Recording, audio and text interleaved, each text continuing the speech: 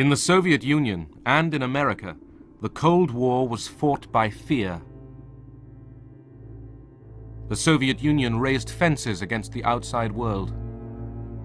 The Gulag, the secret universe of labor camps, swallowed the lives of millions.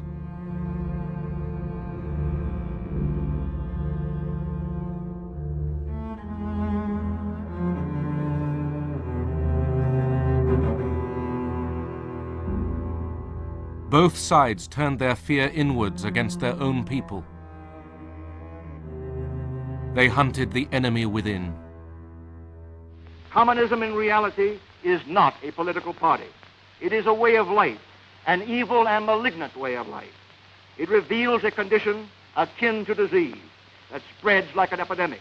And like an epidemic, a quarantine is necessary to keep it from infecting this nation.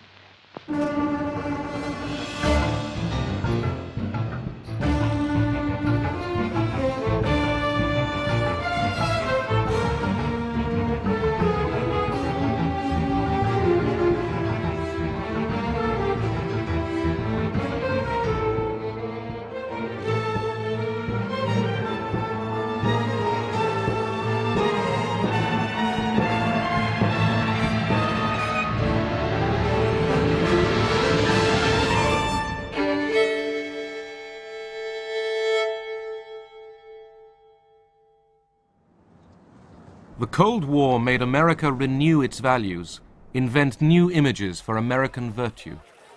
Men and women in all walks of life, we are shareholders in the greatest enterprise on earth, the United States of America, unlimited. Our strength lies in the character of our people, young in heart, independent in thought and nature, skilled of hand. American enterprise has harnessed fire and water, wind, sun, and soil to produce an abundance of everything. Was communism out to destroy all this? American propaganda said it was.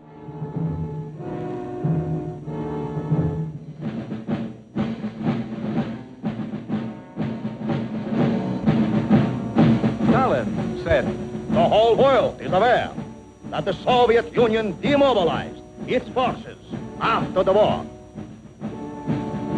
Beware the big lie. At home, Americans feared Red subversion. Congress revived the House Committee on Un-American Activities. In 1947, the committee investigated Hollywood, factory of America's imagination. Ever observed any communistic information in any scripts? Well, I have turned down quite a few scripts because I thought they were tinged with communistic ideas. They haven't attempted to use me, I don't think, because apparently they know that I'm not very sympathetic to communism. There has been a small group within the Screen Actors Guild which has consistently opposed the policy of the Guild board and officers or the Guild itself as evidenced by the vote on various issues. That small clique has been referred to, has been discussed as more or less following the tactics that we associate with the Communist Party. If I had my way about it, they'd all be sent back to Russia or some other unpleasant place.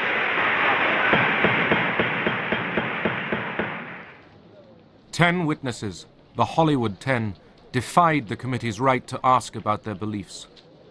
Are you a member of the Communist Party? Or have you ever been a member of the Communist Party? It's unfortunate and tragic that I have to teach this committee the basic principles of Americanism. That's not the question. The question is, have you ever been a member of the Communist Party? I am framing my answer in the only way in which any American citizen can frame his Then you answer to denied- a question then which you- invades his, absolutely invades Then his you right. denied, you refused to answer that question. Is that correct? I have told you that I will All right. offer my beliefs, my affiliations, and Here's the everything witness. else Here's the to witness. the American public, and they will know where I stand, as they do from what I have written. Stand away I have from the written stand. for Americanism for many years, and I shall Stand continue away from the to stand. fight for the Bill of Rights which you are Officer, trying to take destroy. this man away from the stand. Others from the film industry demonstrated their support for the constitutional rights of the Ten. Are you or have you ever been a member of the Communist Party? I believe I have the right to be confronted with any evidence which supports this question. I should like to see what you have. Oh, well, you would. Yes. Well, you will pretty soon. The witness is excused. Either you completely cooperated with the committee, which meant saying yes or no to the question about whether you were a communist or ever had been. And if the answer was yes, as it was in my case, we knew the next question was who else was, and we certainly didn't want to go into that. The 10 were imprisoned. With hundreds more, they were blacklisted, their livelihoods taken away. People generally in Hollywood were pretty scared to have anything to do with us. Whereas before we went to prison, they had not been nearly as scared, and there were plenty of undercover arrangements that were made to write scripts under pseudonyms for a good deal less money than you were accustomed to being paid. There were a couple of possible suicides as a result of it. There were a good deal of misery. Americans feared that the enemy would take advantage of their freedoms, that agents of communism were undermining America. A Soviet spy ring unearthed in 1946 led investigators to Alger Hiss, who had been a wartime foreign policy advisor. He was accused of passing secrets to the Soviet Union by a former communist, Whittaker Chambers. Have you ever seen this individual who is standing? I have. Do you know him? I identify him. In 1935 was the last time that you saw him. According to my best recollection, not having checked the record. Now, would you remain standing a moment, Mr. Hiss? Do you know? Hiss firmly denied that he had betrayed his country. New evidence of communist activities in government circles is promised by the House Committee on Un-American Activities. Microfilm reportedly found in a pumpkin on a Maryland farm is examined by investigator Stripling and Congressman Nixon. Richard Nixon, an ambitious young Republican, was convinced that Hiss was lying. It is the intention of the Committee on Un-American Activities to pursue this investigation until we put the spotlight on those high officials in the State Department who are responsible for selling this country down the river.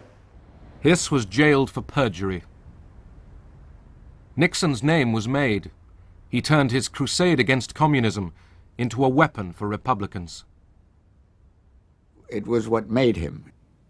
It paved the way for his whole career afterwards. Anti-communism was a gut issue with Nixon. I mean, it was something he believed sincerely and deeply, but of course he was a politician too. And he was a Republican politician, and the soft on communism issue was hurting the Democrats. And of course he used it. He would have been a fool not to. In America, patriotic enthusiasm for the democratic way of life reveals itself in a monster loyalty parade in New York. Everyone from vets to youngsters reveals his inborn dislike of communism. Anti-communism became the language for a new, more defiant vision of America.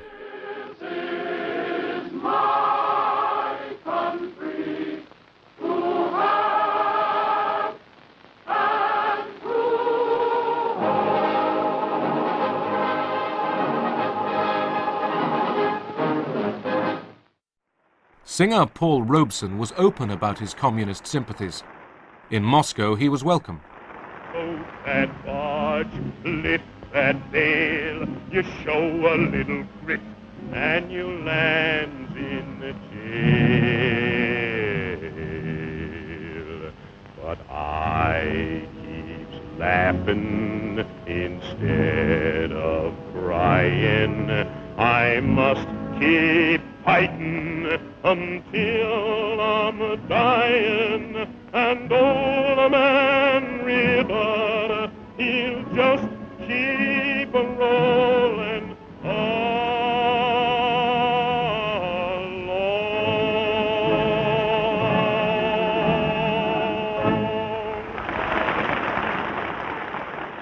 In America, people were less friendly. Veterans of the American Legion turned out to demonstrate in 1949 when Robeson was due to sing in a concert at Peekskill, New York. The police expected trouble. The slogans of the demonstrators, it went, go back to Russia, you white niggers, for instance, over and over. Commies, niggers, Jews. You got in, but you're not going to get out alive. Hitler didn't finish the job. We will. The concert turned into a riot.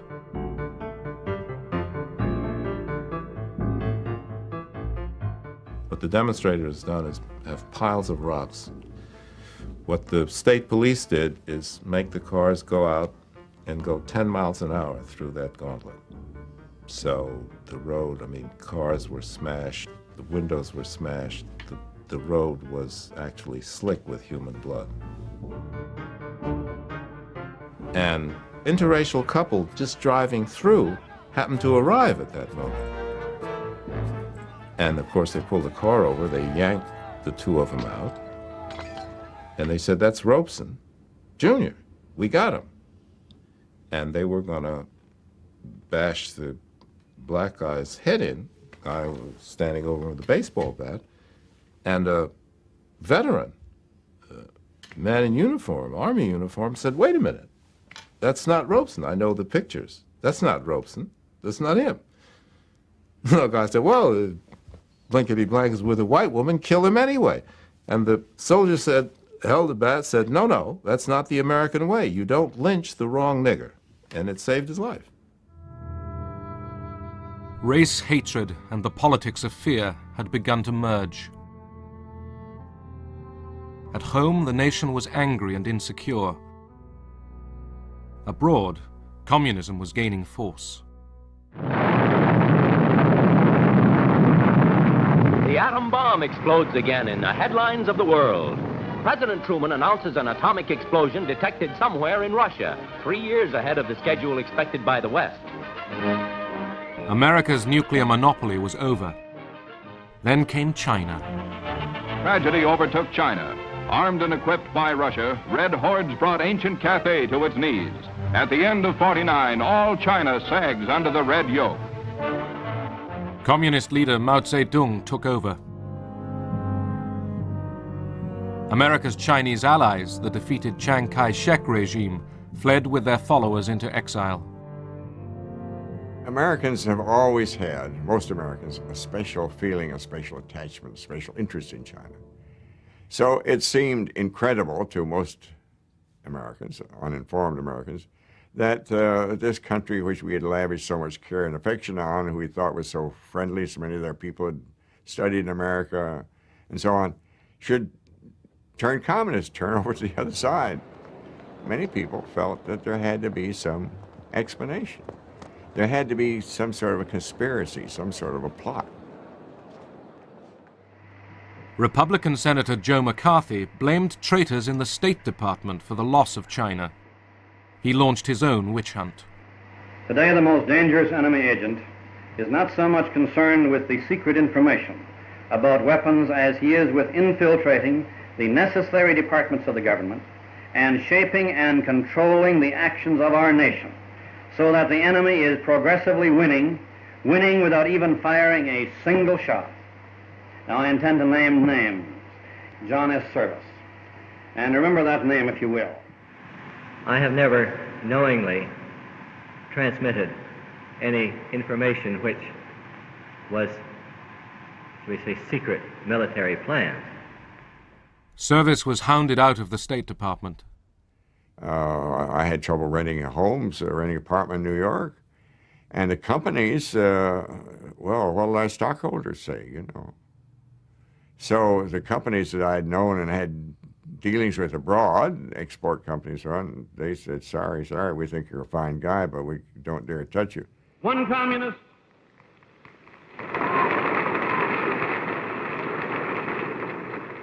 One communist on the faculty of one university is one communist too many.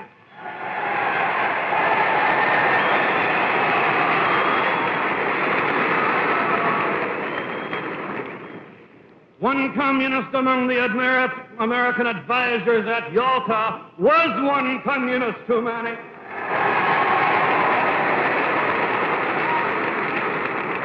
And even if there were only one communist in the State Department, even if there were only one communist in the State Department, that would still be one communist too many. President Truman tried to dismiss McCarthy's attacks. Not a single person who has been adjudged to be a communist or otherwise disloyal who remains on the government payroll today.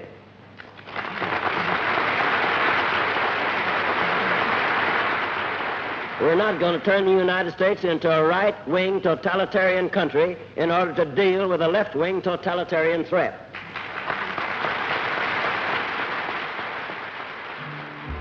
But leaders of the American Communist Party were jailed, and the persecution spread. Left-wing labor organizations were banned, radical groups indicted, demonstrations broken up. And if they put the word commie on someone, that meant that that person was an agent of the Soviets. That meant that that person was dangerous and had to be done away with. The FBI under Edgar Hoover uncovered several Soviet spy rings. They used the national interest to justify any method of locating subversives. We were using the same methods that Hoover accused the Communist Party of using, and that's getting people to spy on their friends. And this was one of the criticisms he had of the Communist Party. I felt guiltless. What had I ever done wrong? I'd never even gotten a traffic ticket. And here I was called before, in public, a state Senate investigating committee about my beliefs. I felt very, very wronged, and I felt that I had to not only uphold myself, my reputation, but that of my fellow teachers, my fellow union members, my fellow citizens. We would talk to children, if they were in college, about their parents, and we talked to parents about children, and we talked to the neighbors about those people, and then if someone did seem halfway sympathetic in the Communist Party, we talked to them. It was totally damaging to what we deeply believed America was supposed to stand for. In the 1952 presidential election, General Eisenhower, the Republican candidate, chose the red-baiting Richard Nixon as his running mate. Eisenhower mocked the Democrats for being soft on communism. The future of this country belongs to more courageous men. It belongs to men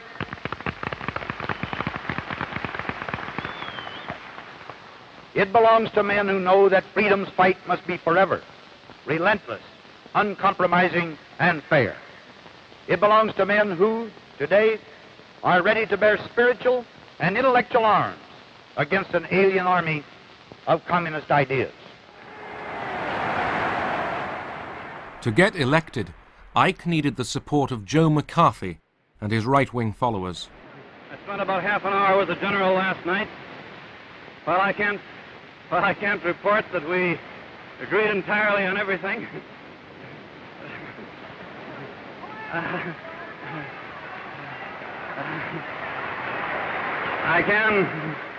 I can report that when I left that meeting with the general, I had the same feeling as when I went in, and that is that he's a great American, will make a great president, an outstanding president.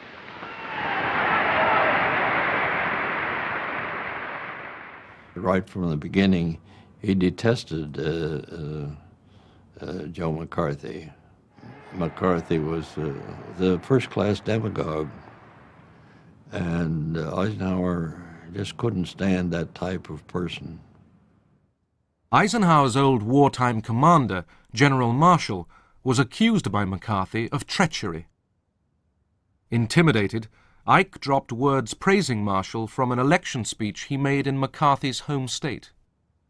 He was roundly criticized for that, because it seemed to indicate that he was influenced by McCarthy. consider his case as a red herring. In 1953, two Americans, Julius and Ethel Rosenberg, were convicted of spying for the Soviet Union. They were sentenced to death. They had young children, and their fate roused protests in America and across the world. For some young lawyers, the sentence breached the Constitution. They sought judges to get a stay of execution. Judge Frank looks at us, and he says something that we have never forgotten.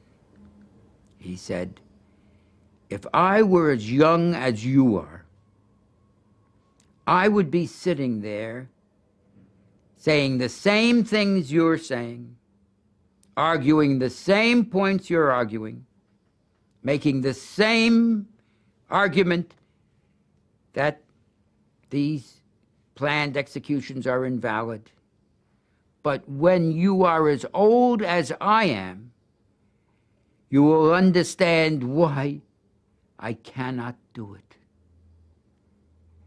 And he stands up, turns his back to us, walks away, and we're devastated.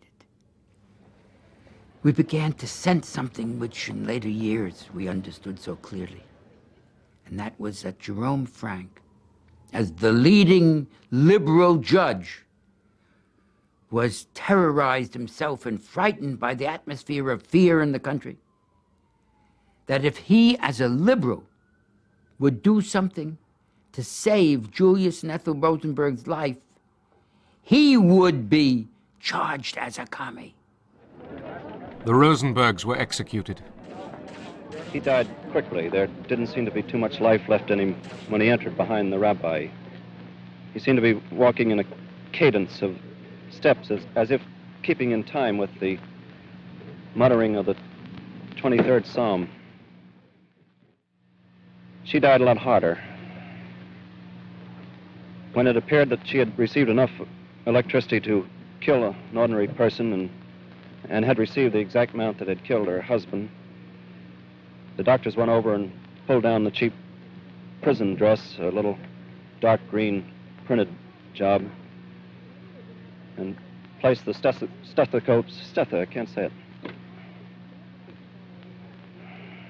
placed the stethoscopes to her, and then looked around, looked at each other rather dumbfounded, and seemed surprised that she was not dead. And she was given more electricity, which started again that kind of a ghastly plume of smoke that rose from her head and went up against the skylight overhead. After two more of those jolts, Ethel Rosenberg had met a maker. She'll have a lot of explaining to do, too. McCarthy now denounced leading Republicans and even senior army officers as communist sympathizers. But he had gone too far. Political opinion swung away from him, and his enemies gained courage. The names of communists. You say to the army. You've done enough. Have you no sense of decency, sir? At long last, have you left no sense of decency? It all sort of came to pieces. And then there was this move to censure him, and he fought that very badly. Now, a number of us were advising him on how to handle that, and he agreed to everything we said, and then he did just the opposite. You have been here trying to smear the staff of this committee. The young men who have been working to uncover communists, you jump up and run away without answering. McCarthy's power collapsed as the politicians walked away from him. But the spirit of McCarthyism, the smearing of dissent as communist treason, stained American democracy for decades.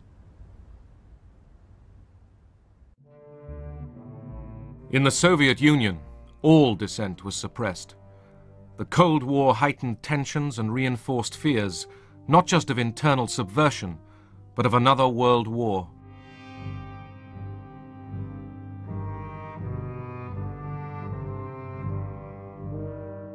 Obsessively, Stalin spoke of the danger to world peace, the need for vigilance against internal enemies. Conformity was enforced by police terror and by a slavish cult of Stalin's personality. He became godlike, his icon worshipped everywhere.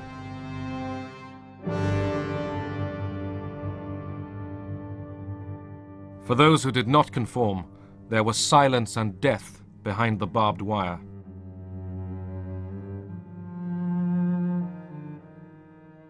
The Gulag, the secret empire of concentration camps, stretched over 4,000 miles from the Baltic to the Pacific.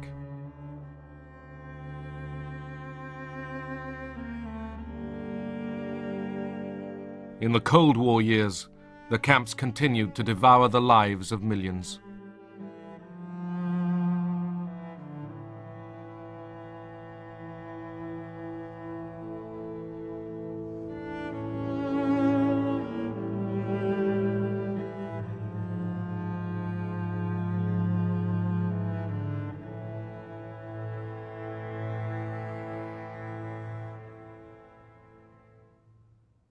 Stalin's control now extended beyond the Soviet Union. This was a new empire, run by local communists, trained to obey Moscow. American propaganda targeted the fate of these satellite nations. The battleground of peace today is that strip of strategically located countries stretching from the Baltic to the Black Sea. They are not big countries geographically, but they contain 70 million freedom-loving people, our kind of people, who share our culture and who have sent millions of their sons and daughters to become part of these United States. Some call these countries the satellite nations. More accurately, they are the captive nations of Europe. My name is Ronald Reagan. Last year, the contributions of 16 million Americans to the Crusade for Freedom made possible the World Freedom Bell, symbol of hope and freedom to the communist-dominated peoples of Eastern Europe. In Western Berlin, great crowds turned out to see it raised to the tower of the West Berlin City Hall. The campaign was secretly funded by the CIA. As well as fine words, Americans sent armed exiles back into the Soviet Empire. This was the effort of the CIA, and the young refugees were recruited. They were trained in haste in all kind of subversion, sabotage, intelligence. They were given cameras, the short radio stations, codes, and were simply sent there.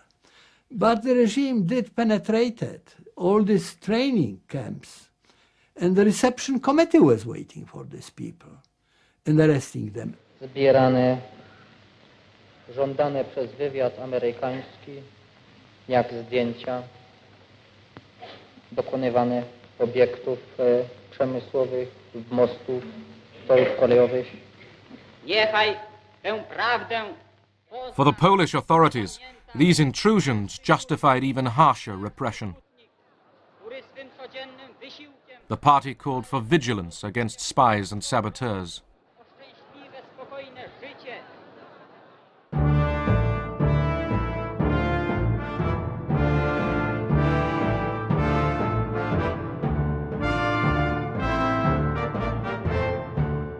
In 1948, Stalin began to tighten the Soviet grip on Eastern Europe.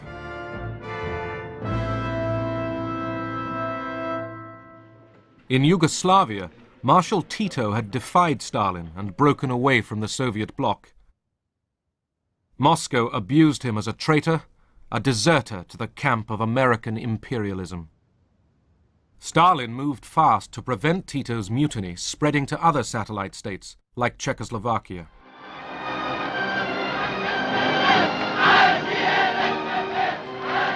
At first, the satellites were allowed to find their own paths to communism.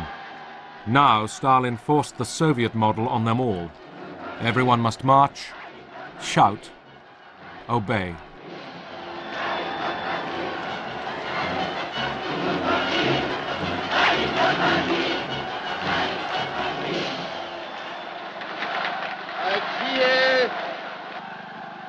Aliance sovětských národů a mírové fronty celého světa, veliký Stalin. To subdue protest, Moscow ordered show trials of leading East European communists. In Czechoslovakia, Rudolf Slansky, party secretary, was among those chosen for sacrifice. Stalin needed to discipline his new camp, his new empire.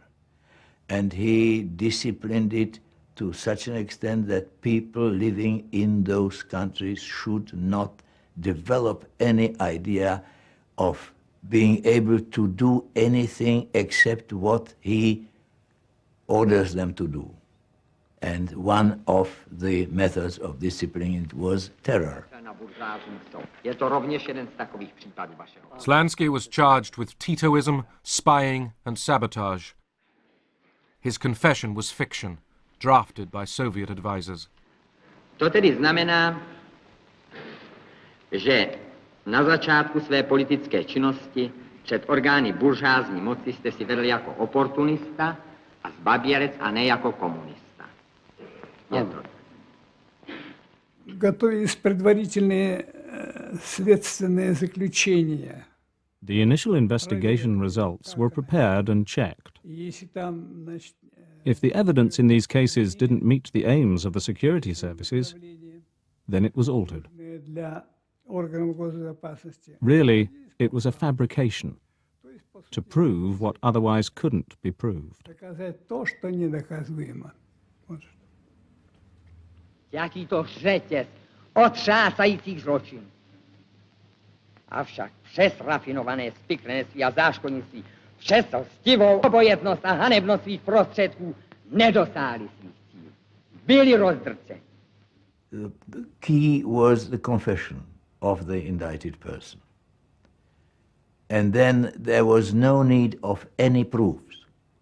As soon as the confession was obtained, that was enough for the trial and the sentence. So we were put at the disposal of the secret police with almost unlimited powers over us to bring us into a state where we were prepared to make that confession. To bylo týrání. It was torture. Kde na mě oni řvali a nadávali. They were shouting and swearing at me.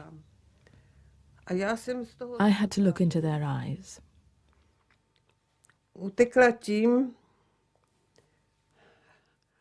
At the beginning, I avoided this, but then I had to repeat their obscenities.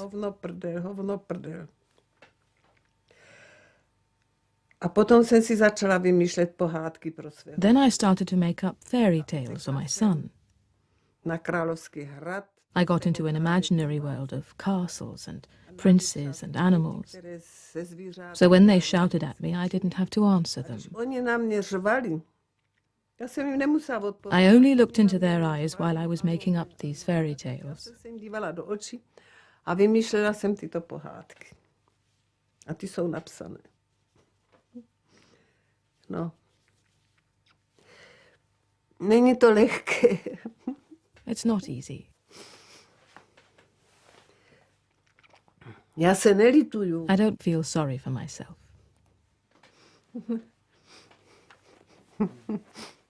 Everything was rehearsed, the final text prepared for the trial, consisting of questions which were put to one by the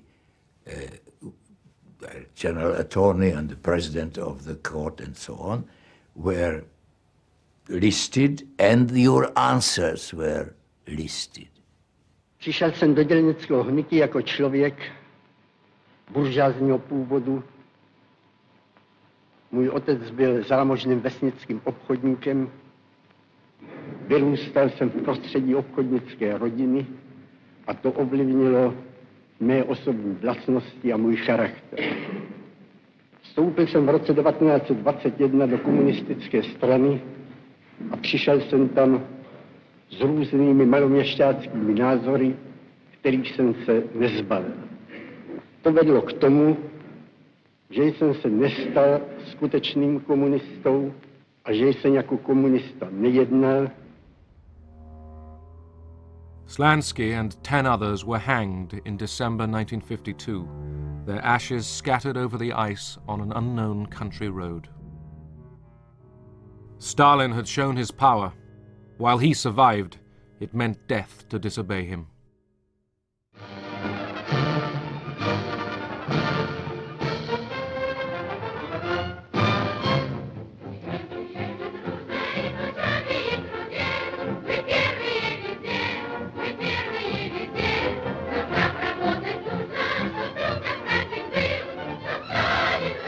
In the Soviet Union itself, culture and science were kept insulated from the infection of all Western influence. The arts, painting, literature, music, were regimented by the doctrine of socialist realism.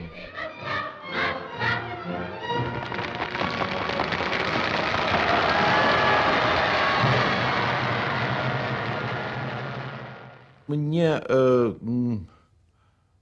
кажется, что участие Сталина Stalin's interference with the work of the Bolshoi theatre was done with love and good taste. и любовью. Но то, что он But the fear that it created, страх and the fact that people were under his spell, и преклонение перед этим, this produced a lot of negative effects. оно и давало It not only made people nervous, противное, что but destroyed the principles of art. оно и ломало искусство и принципы нашего искусства. Fear of Stalin's disapproval paralyzed the creative arts. Dmitry Shostakovich was reprimanded by the party for departing from the principles of socialist realism.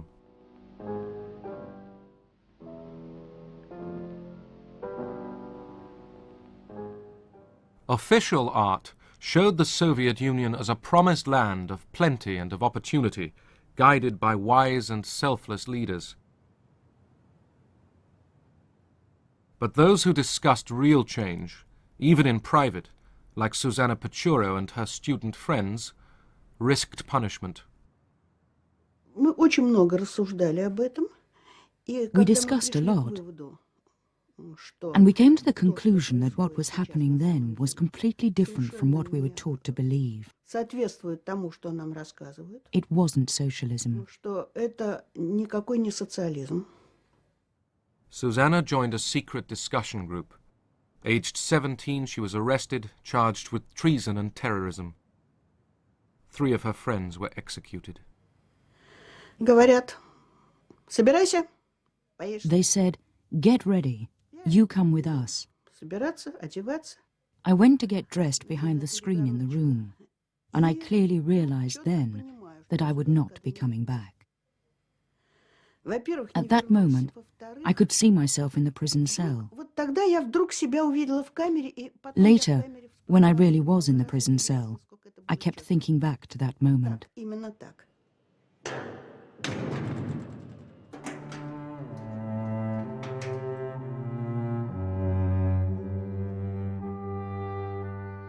Over the years, millions shared Susanna's fate.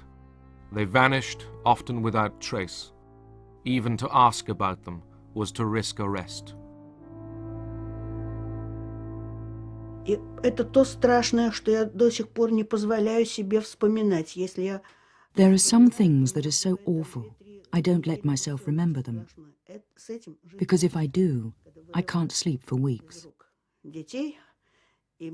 They pulled children out of the arms of their screaming mothers, and then beat the mothers. The children just disappeared. They never knew what happened to them afterwards. There was nothing more awful than that, even though I saw them killing people, and anything else they felt like doing.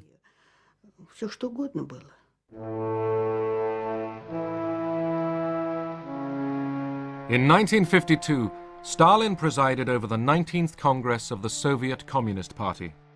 The hall was packed with foreign delegations gathered to honor him.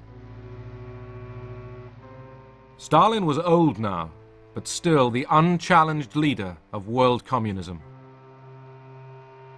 Cold War, military competition with America, was already putting a heavy load on Soviet society.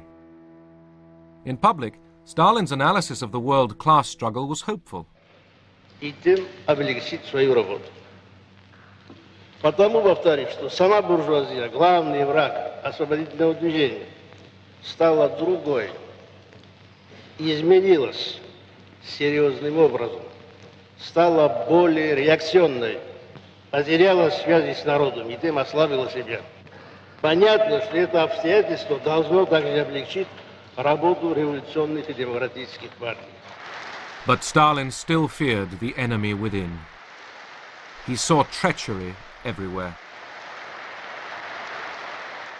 Above all, he suspected so-called cosmopolitans, mostly Jewish intellectuals and professionals who had already been persecuted for their Western contacts. Сталину нужен был внутренний враг.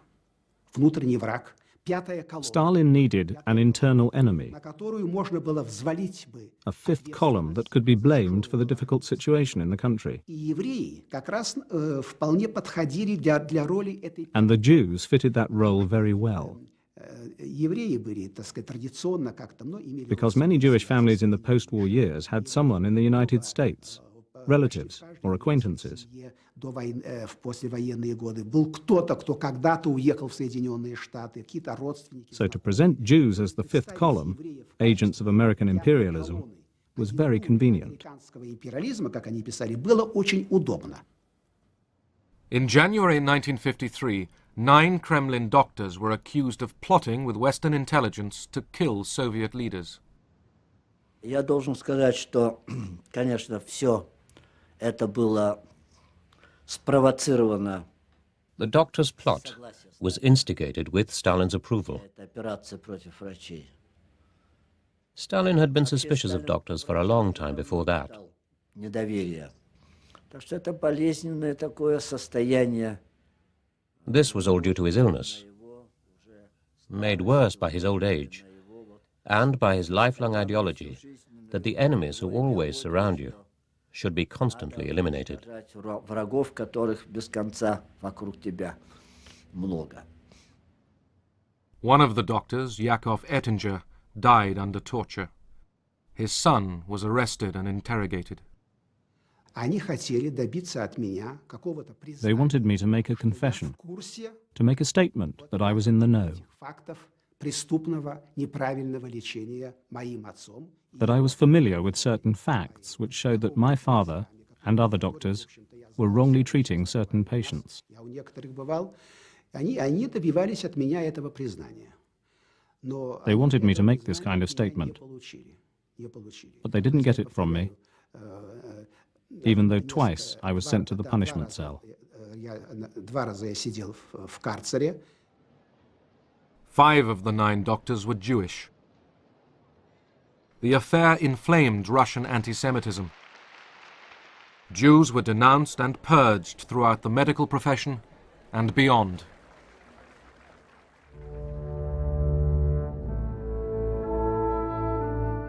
Suddenly, one winter night, Stalin collapsed with a brain hemorrhage. No one dared to treat him as he lay half-conscious on the floor. Eventually, on the 5th of March 1953, he died. Воспринималось нами. Like the majority of people, we saw it as a tragic event. Вообще как событие, конечно, трагическое и очень. It caused a lot of anxiety. Большую тревогу, потому что все уже. How were we going to live now? Как, собственно, можно жить вообще, когда рухнули. When the foundations of our lives were shattered. Нашего общества, нашей жизни, поскольку была настолько создана. The image of Stalin created by propaganda was of someone who was irreplaceable. Создан такой облик незаменимости.